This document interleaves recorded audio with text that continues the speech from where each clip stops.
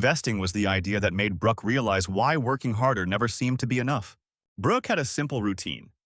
He woke up early, ate whatever he could find by the fire, and walked to the quarry. The work was not complicated. It was heavy. Pick up a rock, carry it to the cart, walk back, pick up another one. At the end of the day, Bruk received 10 coins. In his head, the math was simple. If he wanted more food, a better cave, or a new cart, he needed more coins. And if he needed more coins, he had to carry more rocks. So Bruk worked more. He arrived before everyone else. He stayed later. He carried extra wood on the way home. He fixed cave entrances. He helped move things that should not have been moved, including one stone wheel that was clearly too large. Slowly, he started earning more. First a little, then almost 15 coins a day. And he liked it. He liked spending without thinking so much. His old cart made a strange noise whenever it turned left, so Bruk bought a new one. He stopped fishing as often, too. Fishing took time. At the market, he could buy fish, meat, or fruit. It cost more coins. But Bruk earned 15 coins a day now. He could afford it. Then his cave started to feel small. He found a bigger one and moved in. For a while, it felt like he was getting rich. New cart, bigger cave, better food, more work, more coins. Everything seemed to be moving up. There was only one small problem. Bruk still woke up early. He still carried rocks. Except now, he really had to keep doing it. The bigger cave cost more. The cart needed repairs. The mammoth hide seat started to tear. Even meat at the market became more expensive. At the end of one exhausting month, Bruk sat on the cave floor. He picked up his coin pouch, turned it upside down. 2 coins fell out. Bruk stared at them. Then he shook the pouch. Nothing. He shook it again. Still 2 coins. Bruk thought about this for a while.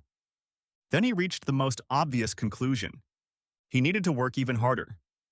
The next morning, he arrived at the quarry even earlier. Another caveman lived in the tribe.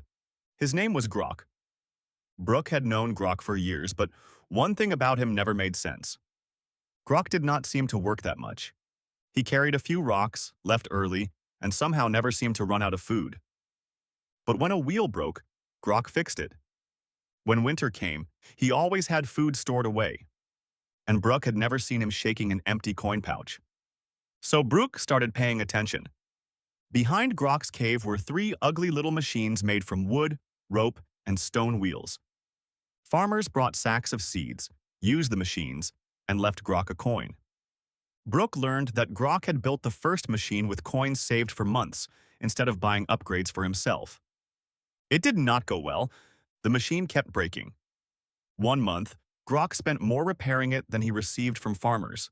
He kept it anyway. Over time, the machine worked better. Farmers kept coming. 1 coin, then another, then another. Grok saved some of those coins and built a second machine. Later, a third appeared. Bruk noticed something important. Grok had not built 3 machines in one afternoon. He had started with one crooked machine that nearly set the tribe on fire. Bruk began doing his own math. If he carried 5 more rocks, he got paid for 5 more rocks.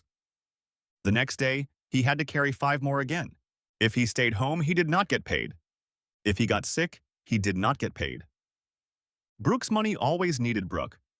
Grok's machines stayed behind the cave, even when Grok was asleep. Farmers used them while Grok was by the river. They were still there when Grok stopped working.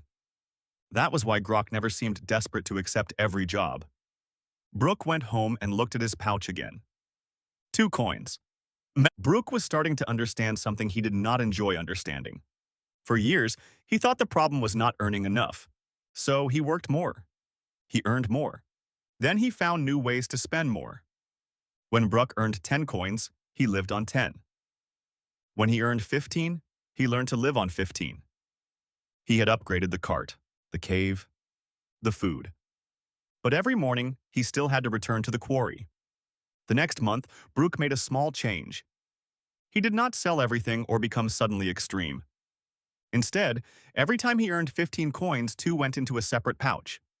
He hid it behind a rock. At first, it felt stupid. The coins were there. He knew they were there. That was almost worse than having no coins. A few months later, there were enough coins to do something useful. Bruk went to Grok. Grok did not tell him to build another seed-crushing machine. There were already 3. A 4th machine might spend the whole day crushing air. So Bruk looked for another problem. The woodcutters carried wood by hand. Some had carts. Not everyone could afford one. Bruk knew how to build small carts, not especially good ones, but he knew how. He bought tools, wood, and wheels, and built a small cart. The first cart pulled hard to the right. A woodcutter rented it anyway. He said he only had to lean a little to the left. He paid Bruk 1 coin. Bruk stared at the coin. He had not woken up earlier for it. He had not carried another rock. The cart was in the forest. Bruk was at home. And somehow, he had still earned a coin. It was not much. Bruk still earned more carrying rocks. But these coins arrived differently. Old coins had bought tools and wood. The tools and wood became a cart. The cart began creating new coins. Bruk finally understood Grok's idea about seeds. A man could eat a piece of fruit. Or he could plant the seed and try to grow a tree. Bruk had spent most of his life eating every piece of fruit. With the money from the first cart, he built another. A few months later, 4 carts stood behind his cave. Bruk still worked at the quarry. He still got tired. But he no longer had only his arms earning coins. One cart might be with a woodcutter, another with a farmer. Another might sit unused. Sometimes a wheel broke. Investing did not mean everything went well. Some machines broke. Some ideas failed. Some coins never came back. A seed might not grow. A cart might break. That was why Grok never put every coin into one idea. Bruk began doing the same. He stored food for winter. He kept coins aside for unexpected problems, and he used another part to build things that might produce more. Saving protected what he already had. Investing tried to make part of what he had grow. That difference mattered. A pouch of coins helped Bruk survive a bad week. Food stored for winter helped him stay safe. But neither one carried wood, crushed seeds, or brought new coins while he slept. The carts were different. They could fail. They could break. But they also gave Bruk something a pouch could never give him. A chance for his coins to work after he stopped working. In the modern world, the objects are different. People do not usually build wooden carts behind caves. They buy pieces of companies, property, businesses, tools, machines, computers, or knowledge. Grok explained that simply. A tool can make Bruk's arm work better. Learning can help Bruk use every tool better. The idea was always the same. Use something today to try to have more ability tomorrow. Bruk still had one doubt. He thought investing was for rich men. In his head, he needed a mountain of coins first. Then he would invest. Grok asked where the mountain would come from. Bruk thought about it. Probably the quarry. He would work more, earn more. Grok asked what Bruk did the last time he started earning more. Bruk looked at the new cart, then the bigger cave, then the mammoth hide seat. He did not answer. That was the mistake. Bruk was waiting to have a forest before planting his first seed. But forests do not appear that way. They start small. One seed, then a tree. At first, almost nothing seems to happen. Then growth begins creating more growth. In the modern world, when this happens with money, people call it compound interest. Bruk would have preferred to call it a forest. It was simpler. Invested money can grow. If some of that growth stays invested, it can grow too. Then that new growth can create more growth. It does not happen overnight. That was the hard part for Bruk. For months, the carts did not change his life completely. Bruk still woke up early. He still worked, but he was no longer in the exact same place. Before, every coin depended on the next rock. Now, some coins came from carts. Those coins could help build more carts. And slowly, Bruk was creating something work alone had never given him. Time. The job was not the problem. The job paid for the tools. The job paid for the wood. The job made the first cart possible.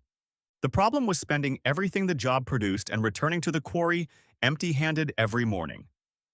Because when all your money depends on you showing up tomorrow and carrying another rock, only one thing has to happen. You stop carrying, and the coins stop with you. That was the part Bruk had missed for years. Not every coin needed to be eaten, upgraded, or spent immediately. Some coins needed time.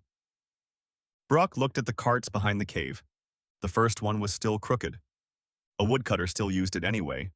Bruk smiled. For years, he thought he needed stronger arms. Now he understood that he needed to start planting seeds. Because men with forests did not start with forests. They started with something small. And they had enough patience not to spend everything before it had a chance to grow. If you enjoyed this video, leave a like and subscribe for more.